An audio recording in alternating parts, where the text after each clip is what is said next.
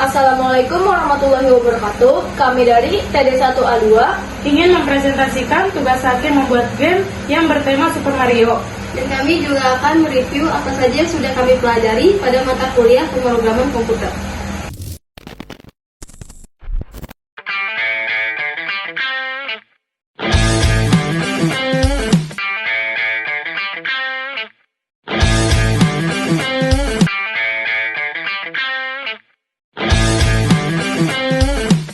Video ini dibuat sebagai presentasi hasil pembuatan game menggunakan Python dengan bantuan Pygame.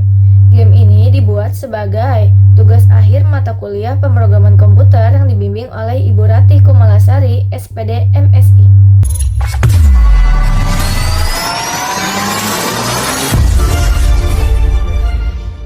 Di sini kami menggunakan Python 3.14. Codingannya yaitu yang pertama, import Pygame, SYS, random, math digunakan sebagai inti pembuatan game, membantu proses tambahan seperti perhitungan dan angka acak.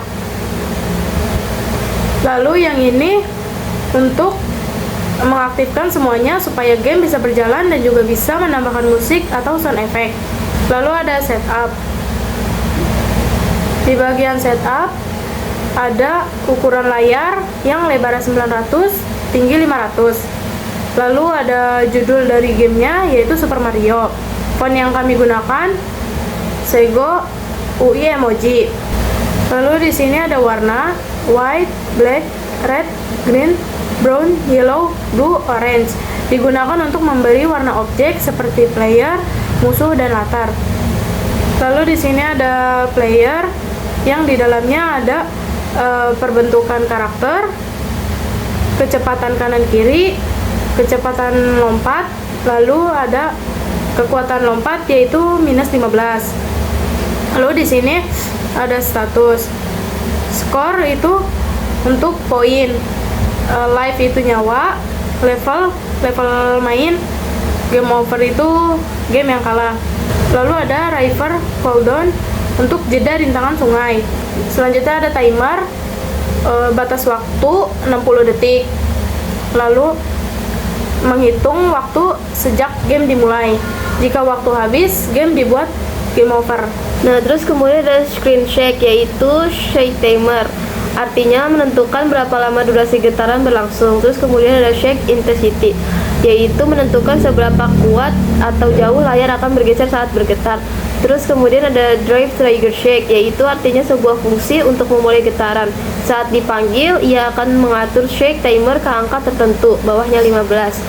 Nah, terus kemudian ada peluru, yaitu yang pertama ada bullets, artinya sebuah daftar list kosong yang akan menyimpan sebuah data peluru yang sedang aktif di layar. Terus kemudian ada bullet speed, yaitu artinya kecepatan gerak peluru 10 pixel per frame. Terus kemudian ada bullet cooldown, artinya jeda waktu antar tembakan agar pemain tidak bisa menembak terus-menerus secara instan. Terus kemudian ada objek, artinya bagian ini menyiapkan variabel untuk berbagai objek yang ada di dalam level. Ada koin, ada coin pulse, river, moving platform, map deer, enemies, dan coins. Nah, terus kemudian di sini ada level. Ini paling panjang. Nah, fungsi ini bertugas untuk menyusun isi dari sebuah level berdasarkan angka level yang dimaksudkan. Ini global platforms itu berfungsi untuk mengizinkan fungsi ini mengubah variabel yang ada di luar fungsi tersebut. Nah, terus ini platforms ini, yang ini membuat daftar rintangan atau lantai tempat pemain berpijak, ada platform tetap dan platform tambahan yang posisinya diajak menggunakan random.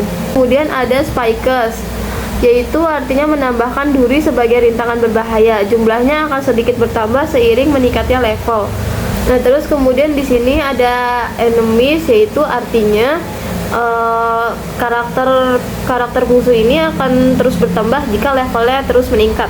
Codingan koin, jadi di sini tuh sistemnya setiap level naik akan bertambah menjadi 2 koin. Terus kemudian di sini ada background, yaitu fungsinya untuk menangani aspek visual lingkungan permainan.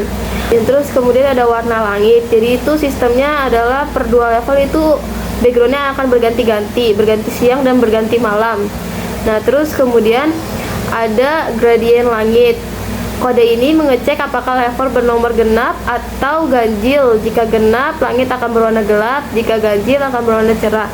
Warna dibuat memudar gradasi dari atas ke bawah. Nah, terus kemudian ada gunung hill atau bukit. Menggambar untuk segitiga menggunakan pigame drone polygon untuk menghias latar belakang.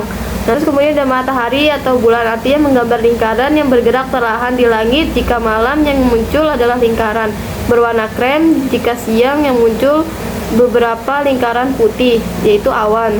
Nah, terus kemudian ada bintang malam.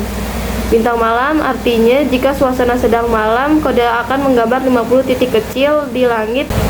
Jadi untuk lanjutannya yaitu sungai bergelombang. Nah, di sini tuh ada di draw itu untuk ngegambarin sungainya. Terus di sini tuh ada base color sama wave color untuk dasar sama sungai bergelombangnya. Kemudian di sini tuh ngegambarin sungai bergelombangnya sama percikan airnya gitu yang bulat-bulat.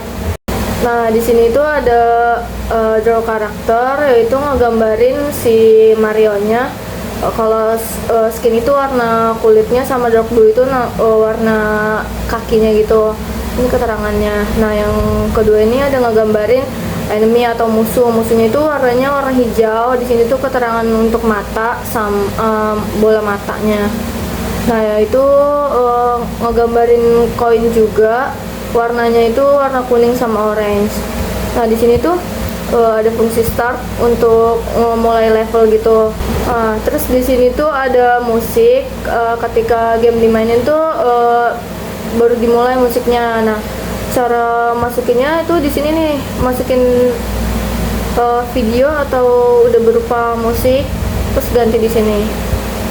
Nah, setiap game over atau kitanya keluar tuh musik bakal mati nih sampai sini. Nah, di sini tuh ada fungsi buat si gambar Mario-nya, terus ngejalanin gambar musuh, terus pelurunya, platformnya yang injakan warna coklat, terus ada platform moving juga yang warna biru ungu, terus ada juga koin juga. Nah, terus di sini juga ngejalanin fungsi teks dari score, level, terus waktu, terus sama ini life atau nyawa yang berbentuk love. Nah, di sini juga ngejalanin tampilan akhir yaitu game over. Nah, di sini tuh kalau kita klik R itu untuk ngulang kembali, kalau Q itu untuk keluar. Nah, di sini tuh kalau sungai gelombang itu harus dipanggil dulu menggunakan ini draw river only. Dan ini ketika di running. Right.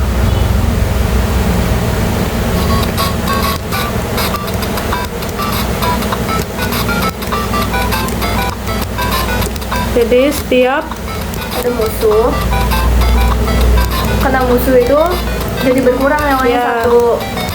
Nah, setiap naik dua level itu bakal ganti siang atau malam. maaf ya ibu, kok ini susah bu? Ya. Nah, jadi kalau klik R itu kita bakal main lagi, dan kalau Q itu kita bakal keluar langsung. Nah, coba kalau Q. Nah, kayak ini bu. Terima kasih bu.